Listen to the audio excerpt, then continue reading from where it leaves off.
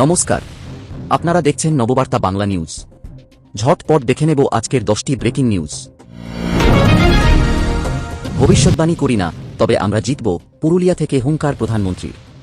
বাংলায় বিজেপির চাপা হাওয়া টের পেয়েছেন প্রধানমন্ত্রী নরেন্দ্র মোদী।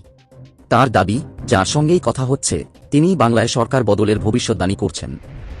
সেসব দেখে শুনে এবং নিজের দীর্ঘ সংসদীয় রাজনৈতিক অভিজ্ঞতা জুড়ে নম নিশ্চিত যে 4 মে পরে বিপুল আসনে জিতে এ রাজ্যে সরকার গড়তে চলেছে বিজেপি।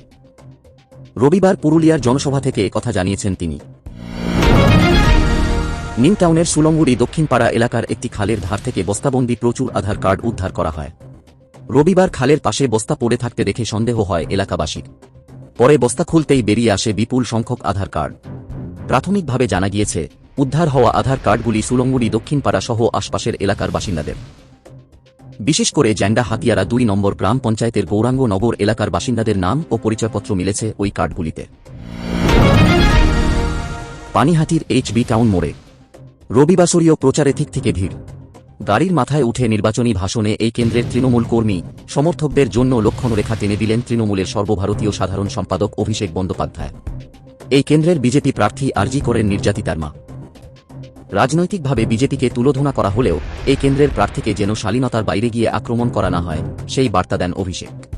তৃণমূল সাংসদের বক্তব্য, আমি সকলকে অনুরোধ করব, বিশেষ করে তৃণমূল কংগ্রেসের সমর্থক সৈনিক যারা বিজেপির যিনি প্রার্থী হয়েছেন, আমার হাত জোর করে আবেদন, কেউ শালীনতার বাইরে গিয়ে ভদ্রমহিলাকে আক্রমণ করবেন না। আমাদের দল এটা শেখায়নি। অনিল সিংহের সঙ্গে বিজেপির নারীর টান। বীরভূমের নলহাটি কেন্দ্র মানেই পদ্মশিবিরের অটোমেটিক চয়েস তিনি। দল তাঁকে সাসপেন্ড করেছে। আবার সাসপেনশন তুলে প্রার্থী করতেও দুবার ভাবেনি। কোনোবারই অবশ্য জিততে পারেননি অনিল। তারপরেও 26-এর নির্বাচনে তাঁর উপরেই ভরসা রেখেছে বিজেপি। ভোটগ্রহণের আগেই থানায় গিয়ে দুষ্কৃতীদের আত্মসমর্পণ করতে বললেন নরেন্দ্র মোদী। বাঁকুড়ার বড়জোড়ার সভায় তৃণমূলের বিরুদ্ধে আক্রমণ শানাতে গিয়ে প্রধানমন্ত্রীর হুঁশিয়ারি, আত্মসমর্পণ না করলে 4 মের পর কেউ বাঁচতে পারবেন না। একথা বলতে গিয়েই তিনি বলেন, নিজের রাজনৈতিক অভিজ্ঞতা থেকে বলছি, বাংলায় বিজেপি ক্ষমতায় আসতে চলেছে। 4 মের পর বিজেপিরই সরকার গঠন হবে বাংলায়। প্রধানমন্ত্রী বলেন, সব সিন্ডিকেট গুন্ডাদের শেষবার বলছি, 29 এপ্রিলের আগে নিজের থানায় আত্মসমর্পণ করুন। খুব ভালো হয় যদি 23 তারিখের আগে করেন, কারণ 4 মের পরে কেউ বাঁচবে না। বিষ্ণুপুরের মাফিয়া, কয়লা পাচারকারী, সিন্ডিকেট কান খুলে শুনুন, এসব চলবে না। মোদির দাবি, কলকাতার বড় নেতাদের গুন্ডামির ভাষা, কান্নাকানি সব শূন্য। এই হুমকির নেপথ্যে রয়েছে ভয়। যারা ভয় দেখাতো তারা এখন ভীত। প্রচারে গিয়ে সামান্য চোট পেলেন মুখ্যমন্ত্রী মমতা বন্দ্যোপাধ্যায়। রবিবার বর্ধমানে রোড শোয়ে রাজ্যের মুখ্যমন্ত্রী মমতা বন্দ্যোপাধ্যায়কে কাছে পেয়ে আবেগে তাঁর হাত ধরে টান মহিলাদের। সে কারণে সামান্য চোট পেলেও ফের প্রচারে মনোযোগ দেন তিনি। ততক্ষণাৎ নিরাপত্তার দায়িত্বে থাকা কর্মীরা পরিস্থিতি সামলে নিলেও সামান্য চোট পান মমতা। তবে পরক্ষণেই ফের প্রচার শুরু করেন মমতা বন্দ্যোপাধ্যায়। মমতার মধ্যস্থতায় স্থায়ী দোকান পেয়েছিলেন বিক্রম। মেয়াদি ঝালমুড়ি খেতেই ঝাড়গ্রামের সেই যুবক সেলিব্রিটি। কয়েক ঘণ্টা আগে দেশের প্রধানমন্ত্রী তাঁর দোকানে এসে ঝালমুড়ি খেয়ে গিয়েছেন।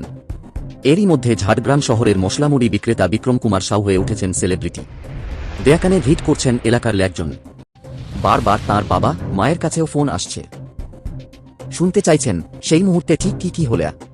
শুধু বিক্রমের কাছেই নয়, ফ্যান আসছে তাঁর পরিবারের লোকজনের কাছেও।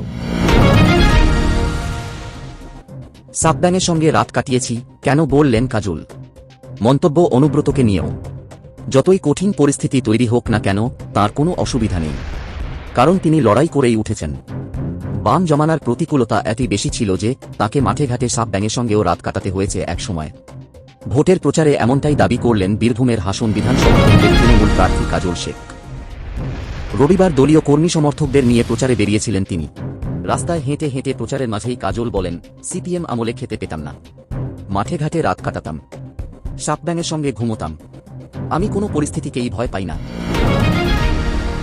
1100 কোটি টাকার আর্থিক বেনিয়মের অভিযোগ। ইডির হাতে গ্রেপ্তার বেহালার ব্যবসায়ী। আর্থিক তছরূপের অভিযোগে অবশেষে বেহালার ব্যবসায়ী জয় কান্দারকে গ্রেপ্তার করল এনফোর্সমেন্ট ডিরেক্টরেট ইডি। তদন্তকারী সংস্থা সূত্রে খবর, ধৃতের বিরুদ্ধে 1100 কোটি টাকার আর্থিক বেনিয়মের অভিযোগ রয়েছে। রবিবারই তাঁকে কলকাতার ব্যাংকশাল আদালতে হাজির করিয়ে নিজের হেফাজতে নেওয়ার আবেদন জানানো হতে পারে। টোপ দিয়ে পুরোহিতের স্ত্রীকে নিয়ে পগারপাড় অন্তর্বাস কারখানার কর্মী। 16 বছরের দাম্পত্য। কিন্তু বিবাহ বহির্ভূত সম্পর্কে জড়িয়ে সংসার ভেঙে খান খান। স্ত্রীর বিরুদ্ধে এমনই গুরুতর অভিযোগ করলেন পশ্চিম মেদিনীপুরের ডেবরার সঞ্জিত ভট্টাচার্য। অন্তর্বাস তৈরির কারখানার এক কর্মীর সঙ্গে স্ত্রী পালিয়েছেন বলে অভিযোগ তাঁর। ডেবরা থানায় নিখোঁজ ডায়েরিও করেছেন। তবে এখনও স্ত্রীর অপেক্ষায় দিন গুনছেন তিনি। সঞ্জিতের কথায়, মানুষ মাত্রই ভুল হয়, ফিরে আসুক। আমি সব ভুলে আবার সংসার করতে রাজি। সঞ্জিতের দাবি, চাকরির টোপ দিয়েই তাঁর স্ত্রীকে নিয়ে পালিয়েছেন ওই যুবক। তবে এখনও স্ত্রীর ফিরে আসার অপেক্ষায় রয়েছেন তিনি। এদিন সঞ্জিত বলেন, 2021 সালে করোনা হয়েছিল। সেই সময় স্ত্রী আমার সব সেবা করেছিল। ছেলেমেয়েদের মুখের দিকে তাকিয়ে যদি ফিরে আসতে চায়, আমার অসুবিধা নেই। মানুষ মাত্রই ভুল হয়। শাসক দল তৃণমূলকে ভোট দেওয়ার পরামর্শ দিচ্ছেন বিএলও প্রভাবিত করার অভিযোগে কমিশনে নালিশ জানানোর দাবি বিরোধীদের। আর এক সপ্তাহ বাকি নেই নির্বাচনের। তার আগেই ভোটারদের নির্দিষ্ট দলকে ভোট দিতে বলা নিয়ে বিতর্কে জড়ালেন মুর্শিদাবাদের ভগবানগোলা বিয়োগ 2 নম্বর ব্লকের রানীতলা থানার বিএলও। বালিজানা বুথের বিএলও হাসানুজ্জামান রানার বিরুদ্ধে অভিযোগ, তিনি নির্বাচনের স্লিপ বিলি করতে গিয়ে ভোটারদের প্রভাবিত করেন। সরকারি কর্মী হিসেবে যা তিনি করতে পারেন না। ভোটারদের প্রভাবিত করার ওই ভিডিও সামাজিক মাধ্যমে ভাইরাল হওয়ার পরেই শোরগোল পড়ে গিয়েছে। ওই কেন্দ্রের তৃণমূল প্রার্থী রেয়াত হোসেন সরকার জানিয়েছেন, এই ঘটনার সঙ্গে তাঁর সরাসরি কোনো যোগ নেই। বিষয়টি প্রশাসন খতিয়ে দেখুক। এই ছিল আজকের বিশেষ সংবাদ। প্রতিদিন দেশ বিদেশ ও বাংলা স্থানীয় খবরের টাটকা আপডেট পাওয়ার জন্য আমাদের নববার্তা ইউটিউব চ্যানেলটিকে সাবস্ক্রাইব করুন। ধন্যবাদ।